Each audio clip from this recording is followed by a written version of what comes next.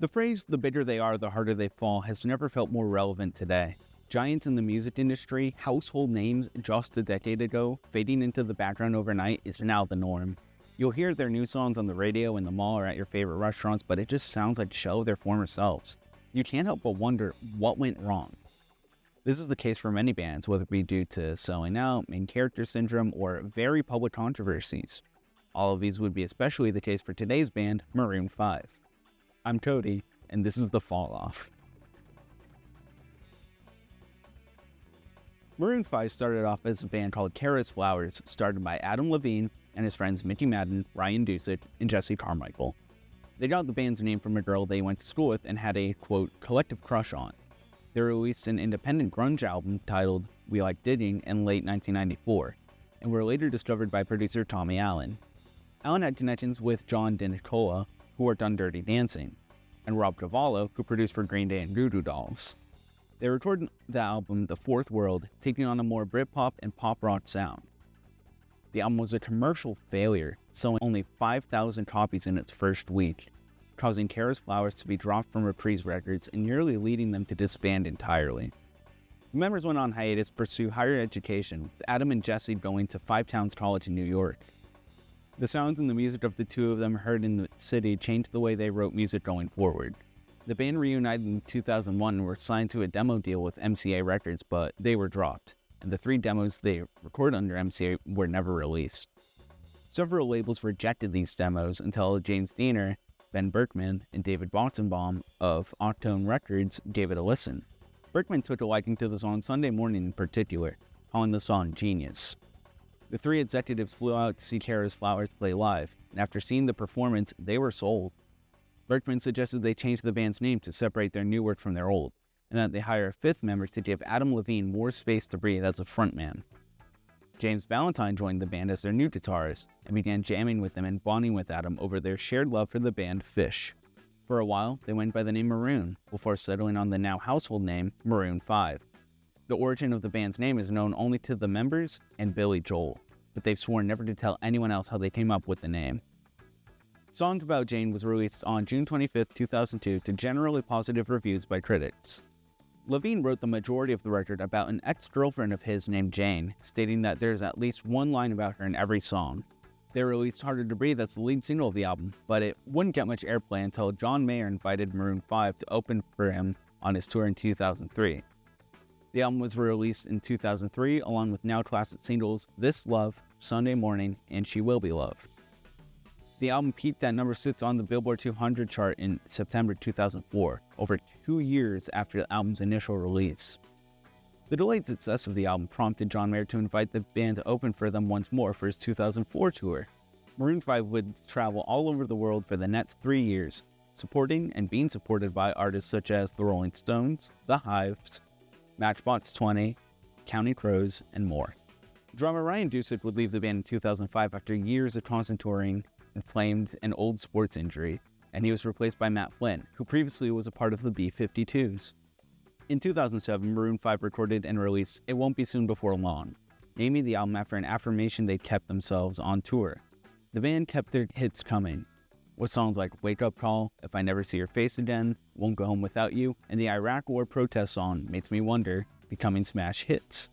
The album was critically acclaimed across the board. Audiences and critics alike couldn't get enough of Adam Levine's crooning and the band's funk and soft rock instrumentation.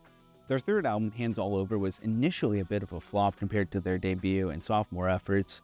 It peaked at number 2 on the Billboard 200, but sold barely over a third of the copies their 2nd album sold, and critics were a bit mixed on the track list. Misery and Never Gonna Leave This Bed were respectable hits, but failed to make the same splash This Love and Makes Me Wonder did. Then, in 2011, Maroon 5 recorded one of the most popular songs of the 2010s, Moves Like Jagger. The song was very different from other songs the band previously released. They went in a more electronic and disco direction, and featured Christina Aguilera on the bridge. They re-released Hands All Over with Moves Like Jagger as a bonus track, boosting album sales greatly. The album went on to sell over 1 million copies, and Moves Like Jagger as of today has sold 14.4 million copies, and it's the 2nd most downloaded song of all time. In 2012, Jesse Carmichael would take a break from the band, and Maroon 5 would welcome touring member PJ Morton into their lineup. Seeing their success from diving more into pop, Adam Levine would lean into the genre, straying away from their funk rock roots and giving into the dubstep and electronic sounds that were popular at the time. Overexposed was released that same year with even more hits such as Payphone, One More Night, Daylight, and Love Somebody.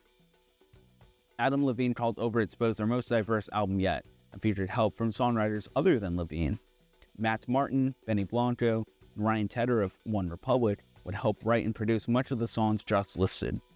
Unfortunately, this would be the beginning of the end for the band critically, garnering mixed reviews from nearly every publication. They jumped on trends that are now painfully dated, ditching the fanbase they had accumulated from the previous 3 albums for mass appeal and more money. Jesse Carmichael would return to the band in April of 2014, and they'd begin work on a new album. Just a few months later, they'd release Maps, the lead single for their 5th album, 5. Critics noted the song's similar vibe to the band The Police, as well as its similarity to the lead single to Maroon 5's previous album. It was another smash hit, peaking at number 6 on the Billboard Hot 100 chart.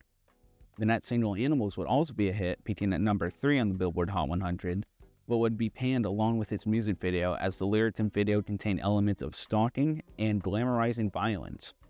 Adam Levine has called these criticisms ridiculous and that the song was intentionally made somewhat creepy since he was emulating a character.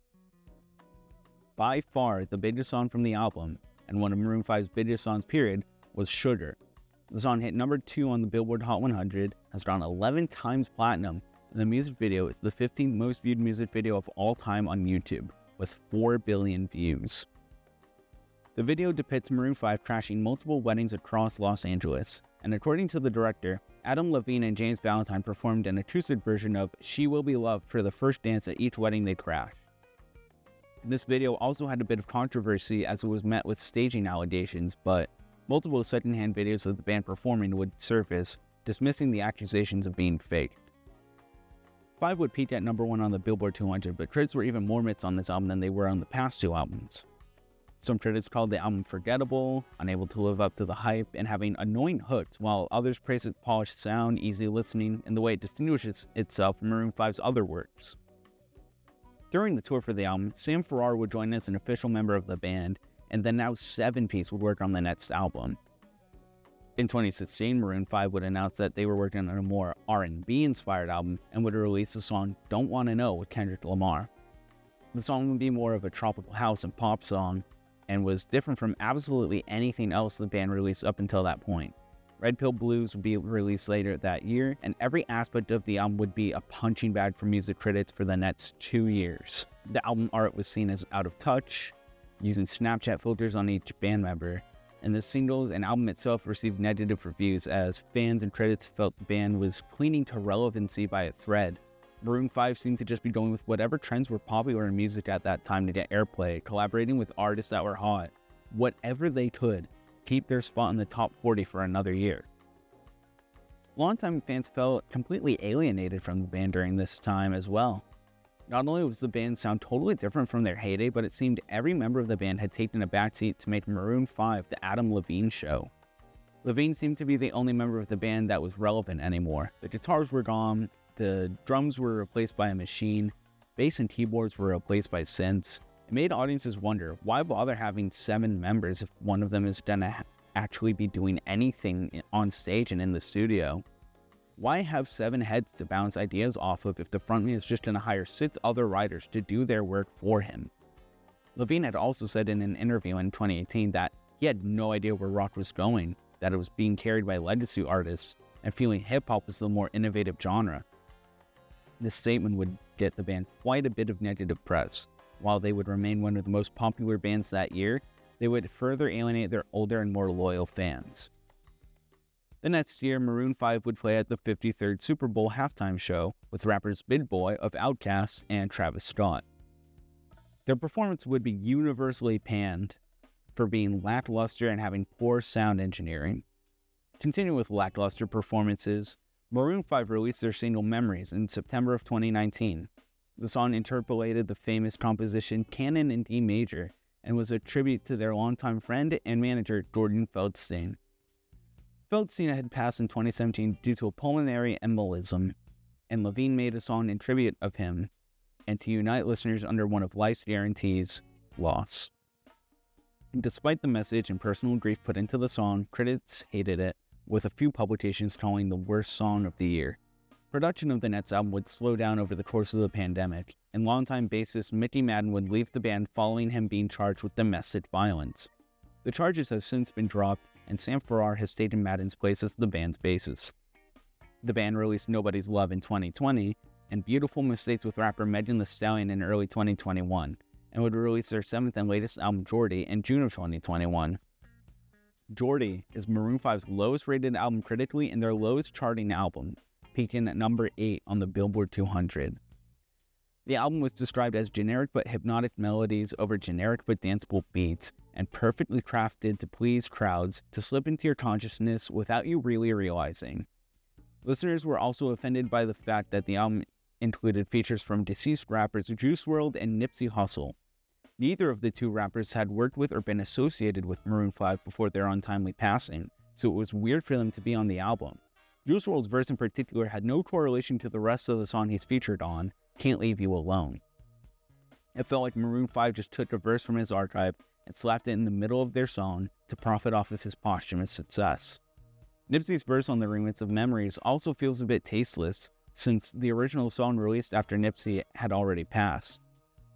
The music industry at the time was notorious for exploiting deceased artists and selling their verses, and Maroon 5 taking part in this unethical trend was seen as the lowest they could go. In September of 2022, Adam Levine would be exposed by multiple women for being unfaithful to his wife, Behati Prinsloo. Several TikToks and Instagram stories were posted showing direct messages from Levine as evidence of his infidelity. It had even come out that Levine wanted to name his unborn baby after one of his mistresses. The frontman would come out and say that while he crossed the line in the relationship, he did not cheat, and he was working to remedy this with his family. For many people, this was the last straw with Adam Levine. Years of him taking the spotlight from the rest of Maroon 5 and the consistent decline of their musical quality had made the public at large sick of hearing them. People had finally found a reason to not like Maroon 5 besides their music being overplayed, and this fumble on Levine's part would eliminate Maroon 5's cultural relevance virtually overnight.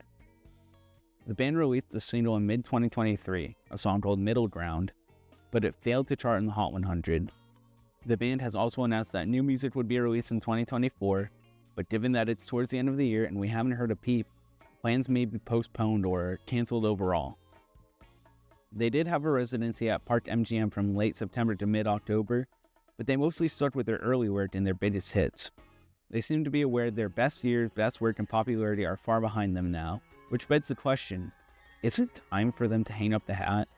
Rock and rap are falling by the wayside in this current musical climate, and pop is primarily dominated by women like Sabrina Carpenter, Chappell Roan, and Olivia Rodrigo.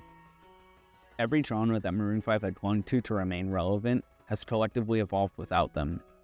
Their time in the spotlight is done, and the band is better off touring as a legacy artist playing their most memorable songs. That's all I've got the time for today. Be sure to join me next time on The Falloff.